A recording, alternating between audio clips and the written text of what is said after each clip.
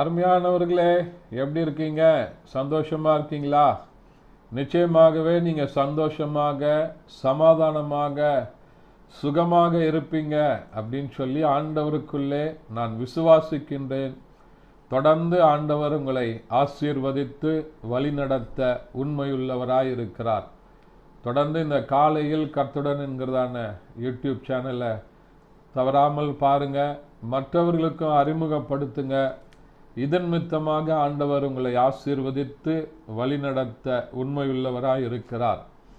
இந்த நாளின் தியானத்திற்கு என்று சொல்லி நாம் தெரிந்து கொள்ளப்பட்ட வேத பகுதி 1 சாமுவேலின் புத்தகம் 16ஆம் அதிகாரம் அதனுடைய 7வது வசனம் இப்படியாய் சொல்லுகிறது. ஆண்டவர் சவுலை பார்த்து சொன்ன அருமையான வசனம், மனுஷன் முகத்தை பார்ப்பான், கர்த்தரோ இருதயத்தை பார்க்கிறார் என்று சொல்லுகிற அருமையான வசனத்தை பார்க்கிறோம்.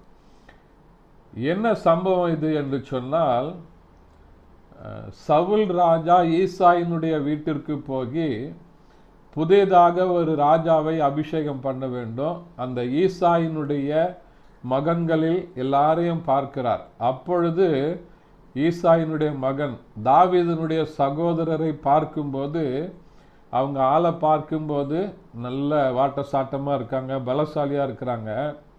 ஆண்டவர் சொல்கிறார், நான் என்ன பண்ணுறேன், முகத்தை பார்க்கிறவன் அல்ல, இவன் இல்லை, இவனை நான் புறக்கணித்தேன்.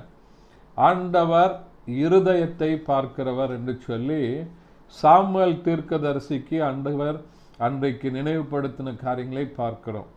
ஆண்டவர் யாரை தெரிந்து கொண்டார் என்று சொன்னால், மந்தையிலே ஆடுகளை மேய்த்து கொண்டிருந்த ஒரு சிறிய பையன் தாவீதை ஆண்டவர் தெரிந்து கொண்டார்.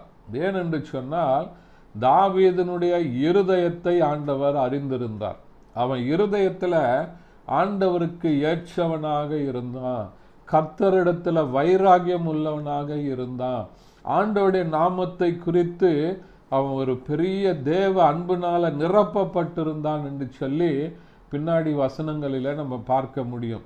அப்போ இன்னைக்கும் உங்களுக்கு ஆண்டவர் சொல்கிற செய்தி என்னவென்று சொன்னால், அநேக விஷயங்களில் நம்ம என்ன பண்ணுறோம், முகத்தை பார்த்து ஆளுடைய தோற்றங்களை பார்த்து இந்த உலகத்தில் நம்ம ஏமாந்து போகிற காரியங்களை பார்க்கிறோம்.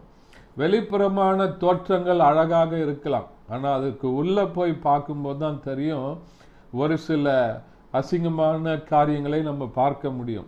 ஆகையினால இன்றைக்கு வசனம் சொல்லுகிறது, ஆண்டவர் இருதயத்தை பார்க்கிறவராக இருக்கிறார். இந்த இருதயத்தில் ஆண்டவர் விரும்புகிற காரியங்கள், ஆண்டவருக்கு பிரியமான காரியங்கள், ஆண்டவர் நம்முடைய இருதயத்தில் வந்து தங்குகிற அளவிற்கு நம்முடைய இருதயத்தை ஆண்டவர் பரிசுத்தப்படுத்துகிறவராக இருக்கிறார்.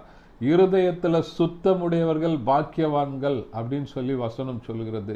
அப்போ ஆண்டவர் விரும்புகிற அந்த பரிசுத்தத்தை உங்களுடைய இருதயத்தில் தருவதற்கு ஆண்டவர் உண்மையுள்ளவராய் இருக்கிறார். ஆகையினால வெளிப்புறமாக நம்ம எப்படிப்பட்ட தோற்றமாக இருந்தாலும் அதை ஆண்டவர் விரும்புகிறவர் அல்ல. இருதயத்தில் ஆண்டவருக்கு பிரியமாக நடக்கும்போது, இந்த இருதயத்தை ஆண்டவருக்கு நம்ம ஒப்பு கொடுக்கும்போது, சுத்த இருதயத்தோடு நம்ம வாழும்போது ஆண்டவர் நம்மை ஆசீர்வதித்து வழி நடத்த உண்மையுள்ளவராய் இருக்கிறார். ஆகையினால உங்கள் இருதயத்தை ஆண்டவருக்கு கொடுத்துருங்க.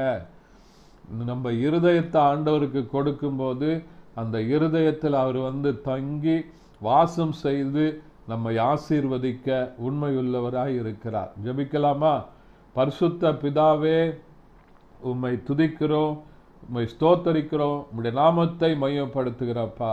இந்த நாளில் கேட்ட வசனத்தின்படி ஆண்டவரே, கர்த்தர் ஆண்டவரே மனுஷன் முகத்தை பார்க்கிறான், கர்த்தரோ இருதயத்தை பார்க்கிறீர் என்று சொல்லி, நீங்க பார்க்கிற இருதயம் பரிசுத்தமானதாக, நீங்க விரும்புகிறதாக, நீங்க வந்து இந்த இருதயத்தில் தங்கியிருக்கிற இருதயமாக ஆண்டவரே நீங்க மாற்றித்தாங்கப்பா. எங்களை ஆசீர்வதித்து வழி நடத்துங்க. இயேசுவின் நாமத்தில் பிதாவே, ஆமென். தேங்க்யூ. God bless you.